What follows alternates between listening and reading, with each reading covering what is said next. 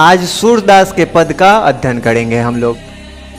दूसरा कविता है आपका सूरदास का पद, जिसके रचयिता है सूरदास। इनका जन्म 1478 में हुआ है, निधन 1583 में हुआ है। इनका जन्म स्थान है दिल्ली के निकट सिही नामक ग्राम, और इनका निवास स्थान है ब्रज क्षेत्र में। क्रमशः पहला है गौघाट, दूसरा है वृंदावन और पारसोली ग्राम। इनका शिक्षा की यदि बात करें तो स्वाध्याय द्वारा एक ज्ञान अर्जन किए थे, काव्य रचना एवं संगीत का विशद ज्ञान था और अभ्यास भी किए थे ये।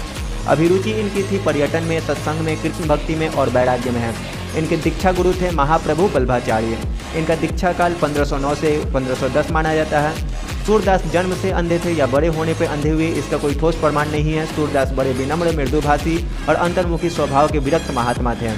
नेक्स्ट पॉइंट आपको याद रखना है इनकी रचनाओं के बारे में। इनकी प्रमुख कृतियाँ थी सूरसागर, दूसरा है साहित्य लहरी, उसके बाद राधा रस के लिए सूर सरावली। सूर सागर कवि की विश्व प्रसिद्धि का प्रमुख आधार है। इनकी रचना जो है श्रीमद् भागवत गीता की पद्धति पर 12 स्कंधों में हुई है। सूर्य के काव्य के 3 प्रधान विषय थे। पहला था विनय भक्ति, दूसरा था वात्सल्य, तीसरा था प्रेम श्रृंगार।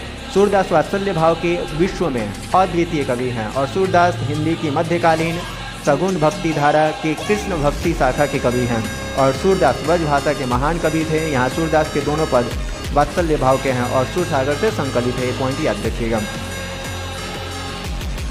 प्रस्तुत कविता में कवि श्री कृष्ण के जागने के समय का वर्णन करते हैं। इस पद में माँ यशोदा सोए हुए बालक कृष्ण को भोर होने की सूचना देते हुए कह रही है, हे ब्रजराज नंद के पुत्र जागिए, कमल के फूल खिल उठे हैं, रात को खिलने वाली कुमुदनियाँ संकुचा गई है, भौरे लताओं पर मंडराने लगे हैं, गाय भी बाड़े में जाने को रंभाने लगी है, चंद्रमा अब फीका पड़ गया है क्योंकि सूर्य का प्रकाश चारों ओर फैल गया है, समस्त नर नारी भी अब गा रहे हैं, हे श्याम अब सुबह हो गई है, उठ जाओ। और अगले पद में कृष्ण नंद के गोद में बैठकर भोजन कर रहे हैं। वे कुछ खाते हैं और कुछ धरती पर गिराते हैं और यहाँ मनोरम दृश्य को नंद की रानी यानी यशोदा देख रही है। वे माखन, मिश्री, दही सब मिलाकर खा रहे हैं। ये सारी दृश्य को देखकर माँ यशोदा काफ़ी खुश होती है। कृष्ण जी खुद भी खाते हैं, नंद के मुख में भी डालते हैं।